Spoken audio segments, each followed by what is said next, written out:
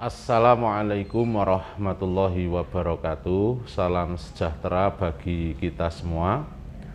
Kali ini saya Ferry Baihaqi, Koordinator Divisi Kehumasan Hukum Data Informasi, akan melaksanakan kegiatan solutif sosialisasi pengawasan pemilu partisipatif.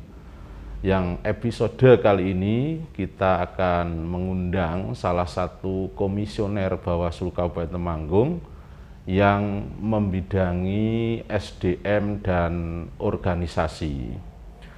Namun sebelum itu perlu kami sampaikan bahwa program kerja Bawaslu terkait dengan kehumasan ini, di samping kita menyiapkan berita tertulis melalui website, kemudian juga menyiapkan PPID, juga kita menyampaikan solutif ini secara bergantian di antara komisioner Bawaslu di Kabupaten Temanggung. Baiklah, untuk episode kali ini kita akan mengundang Koordinator Divisi SDM dan Organisasi Bawaslu Kabupaten Temanggung. Kepada beliau kami persilahkan untuk datang ke atas panggung. Assalamualaikum Mas Ferry. Waalaikumsalam warahmatullahi wabarakatuh. Terima kasih atas kehadirannya di kegiatan solutif Bawaslu Kabupaten Temanggung. Selamat pagi Mas Samin. Selamat pagi Mas Ferry. Assalamualaikum. Waalaikumsalam warahmatullahi wabarakatuh. Bagaimana kabarnya? Alhamdulillah sehat. Semoga pandemi ini juga lekas selesai ya Mas. Ya, terima kasih. Baiklah Mas Samin, bahwa pada episode kali ini di kegiatan solutif ini kami akan mengupas dan bertanya terkait dengan SDM atau sumber daya manusia dan keorganisasian di Bawaslu Kabupaten Temanggung. Untuk Bawaslu itu bagaimana sejarahnya? Karena dulu kan kita sebagai panitia pengawas pada saat pilkada, kemudian sekarang kok bisa menjadi badan atau tetap 5 tahun. Mungkin Mas Amin bisa menjelaskan terkait hal itu, monggo. Iya, pertama sebelum kita lari ke situ mungkin kita perlu berbicara tentang sejarah lahirnya lembaga atau badan yang namanya pengawas pemilu. Awalnya sebetulnya pemilu itu dilaksanakan tidak secara langsung, tapi dilaksanakan secara dipilih oleh anggota dewan, kalau dulu dikenal kayak itu kan. Nah, berlanjut berkembang, masyarakat juga menuntut bahwa pemilihan kepala daerah, pemilu presiden itu harus dipilih langsung oleh rakyat. Nah, dalam perkembangannya akhirnya terbentuklah lembaga penyelenggara pemilu. Awalnya waktu itu belum sampai kepada Bawaslu, tapi pada pemilu, kalau tidak salah pemilu 82 ya, atau itu. Nah, pemilu itu dianggap tidak merepresentasikan suara rakyat kan kayak gitu. Nah, makanya dibentuklah lembaga yang namanya Panwasla. Nah, di situ kemudian berkembang sampai akhirnya menjadi lembaga yang namanya panitia pengawas. Akan tetapi melihat hal ini nggak apple to apple ini kan kayak gitu. Artinya yang diawasi itu sebetulnya kan KPU yang diawasi awalnya itu kan kayak gitu, kecurangan yang dilakukan oleh penyelenggara pemilu KPU. Nah, KPU sendiri lembaganya bersifat permanen, kokoh, dengan sistem yang sudah berjalan, diawasi oleh lembaga yang namanya pengawas panitia pengawas pemilu yang sifatnya ad hoc kan kayak gitu. Nah, pemerintah merasa bahwa perlu dibentuk juga lembaga yang apple to apple untuk bisa mengawasi penyelenggara pemilu yang lain. Makanya dengan Undang-Undang Nomor 7 itu lahirlah lembaga yang dinamakan Badan Pengawas Pemilu sampai pada tingkat kabupaten kota. Nah, sebetulnya kayak gitu. Ya. Awal mulanya sejarah Badan Pengawas Pemilu menjadi lembaga yang bersifat permanen atau tetap gitu. Terima kasih Mas penjelasannya. Baik, berarti sahabat Bawaslu kita mengetahui bahwa tidak serta-merta bahwa Bawaslu itu kemudian langsung instan menjadi badan atau pengawas yang tetap, tetapi ada sejarahnya. Tadi sudah dijelaskan oleh Komisioner Bawaslu yang membidangi SDM. Selanjutnya kami sebetulnya kayak gini, saya tambahkan sedikit ya. Proses penyelenggaraan pemilu ataupun pilkada itu kan terus berkembang.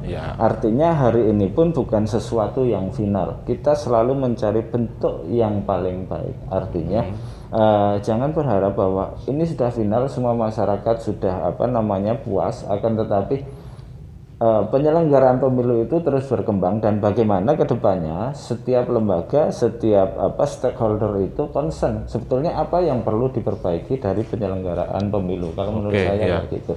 Nah, penting itu adanya yang disebut dengan kesadaran kolektif atau kesadaran bersama untuk membangun demokrasi ini menjadi demokrasi sesuatu yang kita impikan. Gitu. Terima kasih Mas.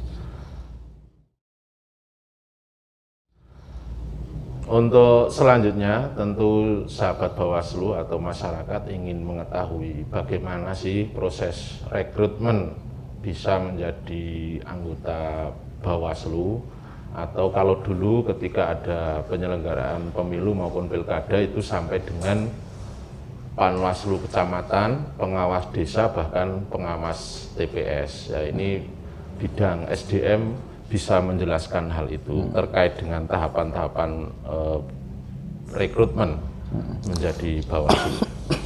Nah, pada prinsipnya untuk menjadi pengawas pemilu itu adalah syaratnya adalah setiap warga negara Indonesia. Itu kunci kan kayak gitu. Akan tetapi lebih lanjut karena ini terkait dengan kompetensi dan macam-macam, ada syarat-syaratnya terkait dengan netralitas, terkait dengan misalkan kapabilitas, misalkan kalau untuk menjadi Bawaslu atau Bawaslu Kabupaten Kota itu ada syarat yang namanya syarat pendidikan, ada yang namanya syarat umur, kan kayak gitu. Nah, banyak di situ, tapi yang penting kan kayak gitu bahwa orang tersebut benar-benar bebas dari pengaruh, artinya dia orang yang independen dan netral. Kuncinya kan sebetulnya kayak gitu. Sedangkan syarat-syarat yang lain itu saya pikir itu syarat administratif ya, lebih kepada syarat administratif yang sepanjang orang itu telah memiliki, nah dia bisa menjadi pengawas pemilu kan kayak gitu. Baik, saya kira itu sangat menarik tadi yang dikatakan oleh Mas Amin terkait dengan syarat bagi anggota Bawaslu yang independen dan netral. Nah, ini perlu dijelaskan lebih lanjut tuh bagaimana itu netralitas dan integritas maupun independensi sebagai anggota Bawaslu. Prinsipnya kalau kita berbicara secara formil peraturan perundang-undangan bahwa orang yang mau menjadi anggota Bawaslu yaitu minimal 5 tahun dia sudah tidak terdaftar pada keanggotaan partai politik. Gitu.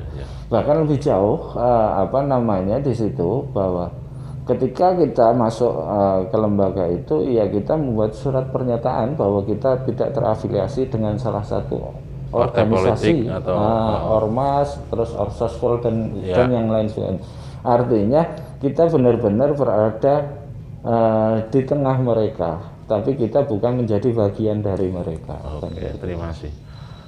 Baik, selanjutnya untuk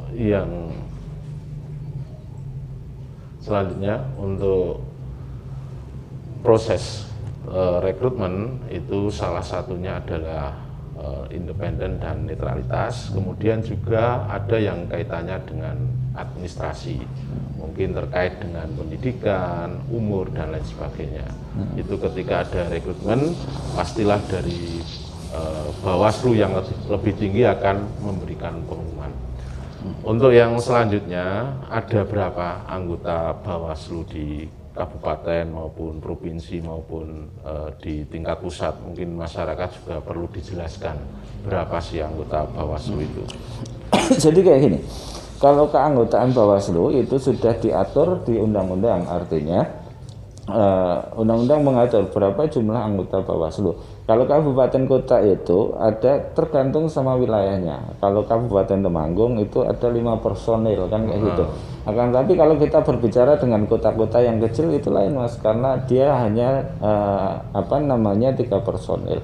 Hal ini diatur di mana? Hal ini diatur di lampiran peraturan perundang-undangan, yaitu Undang-Undang Nomor 7 kan kayak gitu.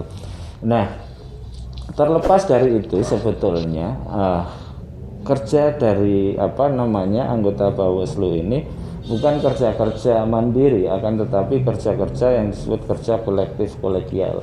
Bahkan kita ketahui keputusan tertinggi di lembaga ini adalah rapat pleno, bukan lagi keputusan divisi atau keputusan ketua, tapi keputusan rapat pleno, yaitu semua anggota, baik itu ketua ataupun anggota, itu punya hak suara yang sama.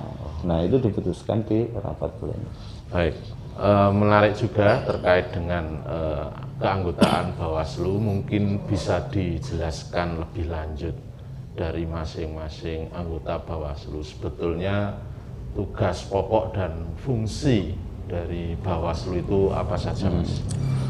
Kalau saya berada di divisi SDM dan organisasi. Jadi yang saya kelola yaitu sumber daya manusia dan organisasi. Akan tetapi menarik kalau kita berbicara tentang Perbawaslu nomor 15 2020. Nah, menariknya di sini di Perbawaslu nomor 15 tahun 2020 itu dia mengatur tentang pelanggaran kinerja. Siapa yang paling berhak untuk menilai terkait dengan pelanggaran kinerja, yaitu divisi SDM satu tingkat di atasnya. Misalkan ketika saya atau ketika teman-teman di kabupaten kota ini melakukan apa yang disebut dengan pelanggaran kinerja di situ, nah itu nanti akan dinilai oleh Bawaslu provinsi, yaitu terutama divisi SDM. Terlepas nanti putusan terakhirnya adalah putusan rapat pleno. Nah, beda lagi kalau kita lari tentang pelanggaran etik. Jadi di Perbawaslu nomor 15 2020 itu menarik juga kalau menurut saya untuk didiskusikan di situ. Ada pelanggaran etik, ada pelanggaran kinerja. Nah, batasannya yang mana? Kalau etik itu dia ada di peraturan DKPP. Jadi terkait dengan etika penyelenggara pemilu, baik itu KPU, baik itu Bawaslu ataupun baik itu DKPP sendiri. Mereka ini kan 3 komponen penyelenggara pemilu kan kayak gitu. Nah, akan tetapi terkait dengan pelanggaran kinerja ya nanti ada yang namanya sama aja tetap adjudikasi hanya oleh lembaga setingkat di atasnya gitu. Baik, itu kaitannya dengan pelanggaran etika maupun kinerja yang telah diatur di dalam Perbawaslu yang tadi disebutkan oleh Mas Amin. Mungkin masyarakat ini ingin tahu sebetulnya tugas Bawaslu itu apa saja, Mas? Jadi gini, prinsipnya kalau kita bicara secara etimologis itu kan sederhana. Yang namanya pengawas itu kan ngawasi. Akan tetapi kan kayak gini, ada kewenangan yang lain yang diberikan oleh undang-undang kan kayak gitu. Jadi Bawaslu itu bukan hanya sekedar mengawasi, bahkan pada tahap-tahap tertentu dia juga menentukan apakah itu pelanggaran atau bukan pelanggaran kan kayak gitu. Dalam bentuk putusan atau dalam bentuk rekomendasi. Kalau kita berbicara tentang Undang-Undang 7, Bawaslu itu dalam hal pelanggaran administrasi bentuknya adalah putusan. Bukan lagi rekomendasi. Akan tetapi kalau kita lari ke Undang-Undang Pilkada bentuknya hanya rekomendasi. Nah, ada juga yang disebut dengan pelanggaran pidana pemilu kan kayak gitu. Nah, Bawaslu dengan 2 lembaga yang lain yaitu kepolisian dan kejaksaan membentuk yang namanya Sentra Gakumdu, Sentra Penegakan Hukum Terpadu. Nah, artinya tiga lembaga ini saling mengawasi ini. Tiga lembaga ini saling berdiskusi apakah sebuah kejadian itu masuk dalam ranah pidana atau bukan pidana.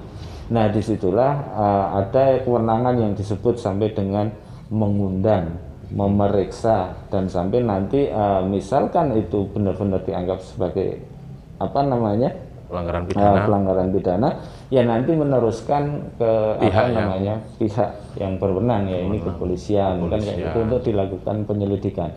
Jadi proses di Bawaslu itu belum sampai kepada penyelidikan, hanya proses meminta keterangan dan mengumpulkan alat bukti kan kayak gitu. Jadi yang disebut pengawas bukan hanya mengawasi, tapi ada kewenangan-kewenangan lain. Nah, sebetulnya selain kewenangan-kewenangan itu, kalau kita bicara tentang Renstra Bawaslu yang kemarin, kita punya tanggung jawab moral ini, Mas, untuk membangun kesadaran politik di masyarakat, yaitu misalkan dengan melakukan pendidikan pengawasan partisipatif kan kayak gitu, atau sering yang disebut sosiatif. Intinya kita mengedukasi masyarakat, memberikan informasi yang benar kepada masyarakat agar ke depan demokrasi ini menjadi lebih baik kan kayak gitu. Terima kasih, kayak gitu.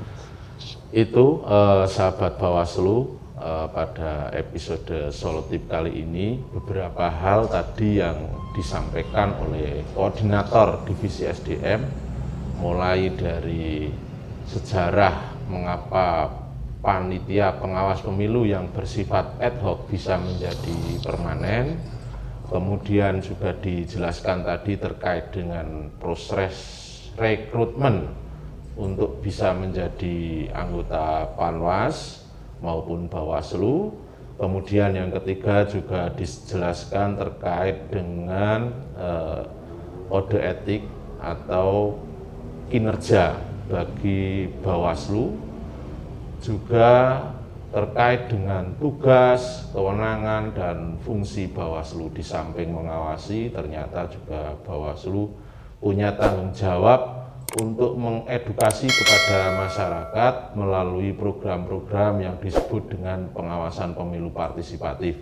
Nah, salah satunya adalah pada kegiatan ini kita beri nama Solutip, sosialisasi pengawasan pemilu partisipatif.